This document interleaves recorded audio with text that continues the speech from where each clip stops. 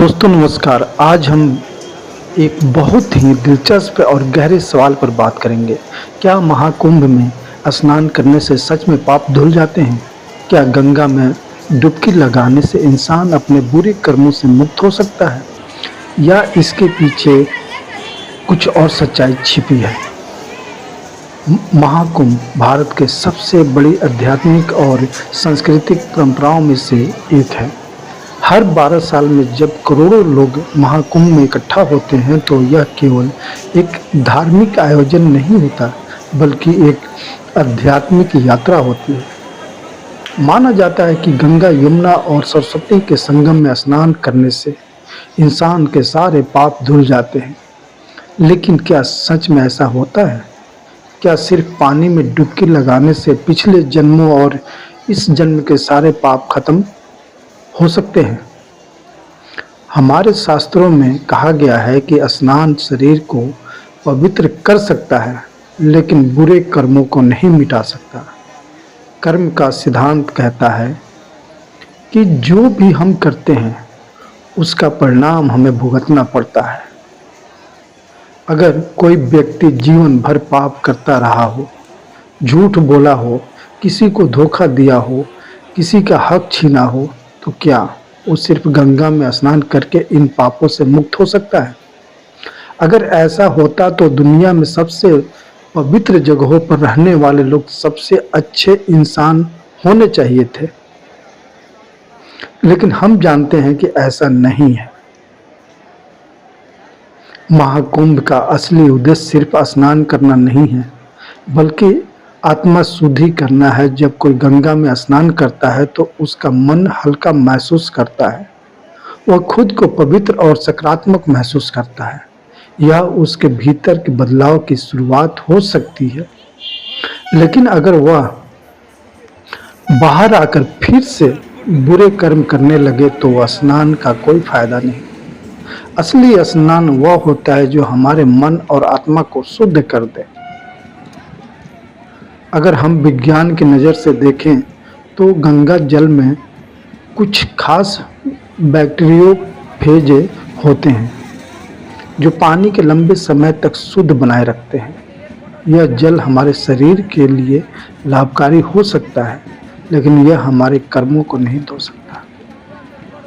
महाकुंभ का महत्व केवल स्नान तक सीमित नहीं है। जब करोड़ों लोग एकत्र होते हैं, साधु संतों के प्रवचन सुनते हैं, धार्मिक और आध्यात्मिक चर्चाएं होती है, तो एक सकारात्मक ऊर्जा का संचार होता है। यही असली बदलाव की शुरुआत होती है। महाकुंभ में हमें खुद को सुधारने का अवसर देता है। अगर कोई इंसान गंगा में स्नान करने के साथ साथ यह संकल्प ले कि वह अब से अच्छे कर्म करेगा, किसी को धोखा नहीं देगा, सत्य और ईमानदारी की राह पर चलेगा, तो यही उसका असली स्नान होगा। हमारे अंदर की घृणा, ईर्ष्या, क्रोध और लालच को धोना ही असली पवित्रता है। सिर्फ पानी में डुबकी लगाने से कोई पवित्र नहीं बनता, जब तक कि वह अपने विचारों और कर्मों को नहीं बदलता। इसीलिए अगली बार जब आप गंगा स्नान करने जाएं तो सिर्फ पानी में डुबकी ना लगाएं, बल्कि अपने भीतर झांकें, अपनी गलतियों को पहचानें और संकल्प लें कि आप अपने जीवन को बेहतर बनाएंगे। यही असली कुंभ स्नान है, यही असली आत्मा शुद्धि है। अगर आपको यह बात सही लगे तो इसे ज़्यादा से ज़्यादा लोगों तक पहुंचाएं। आपका क्या विचार है? क्या पाप सिर्फ पानी से धुल सकते हैं, या असली बदलाव हमारे कर्मों से आता है? कमेंट में अपनी राय दें, वीडियो को लाइक करें, चैनल को सब्सक्राइब करें। मिलते हैं अगले नए वीडियो के साथ में। आप लोग कहाँ जाने के लिए? गंगा स्नान करने के लिए? जी सर। तो इतनी भीड़ में तो बड़ी समस्या है। हाँ, इतनी भीड़ में नहीं जाना चाहिए। जाएंगे, अभी तो गाड़ी है ना सर। अभी तो गाड़ी है, कल तो जाना ही है। जब घर से हम लोग निकल गए तो जाना ही पड़ेगा ना। बिल्कुल बिल्कुल। आराम से अपना जाएंगे। हाँ, लेकिन सुरक्षित जाना चाहिए, जाम देख कर हम लोग नहीं चढ़े ना सर, क्योंकि पहले से अब ज़्यादा भीड़ हो गया है वहाँ भी।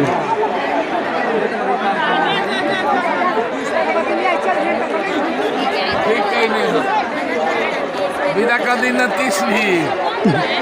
दिखाना जरूरी है ना। हाँ हाँ ना, नीतीश जी के विदा करी। क्या व्यवस्था है? साले क्या व्यवस्था कैले बन जाए के सिर्फ गाड़ी चालू करने से मरन नहीं दारू होगा सब मरता देखता नहीं तो बोगी में सफर ही गईल ना। इतनी समस्या और ये लोग जा रहे हैं आ रहे हैं, कोई ध्यान देने वाला नहीं है। ना जान जाई चाहे रही है भाई आदमी के सरकार के जैसा 5-7 गो गाड़ी एकदम रिजर्व कुंभ खातिर हवा खातिर कल चाहत रहा।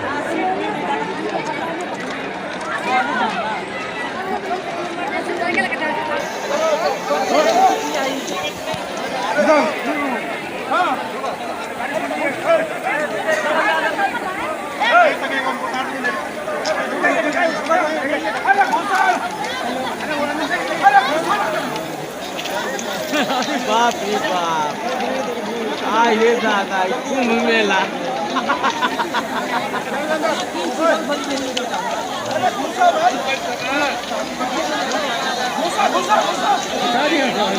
अरे सब इतना तेज गाड़ी चली नु कैसा चल गई? अरे हम मेहरारू घुसा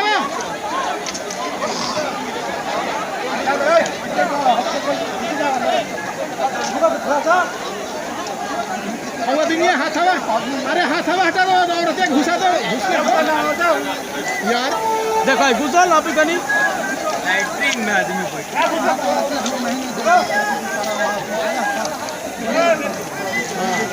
घुसा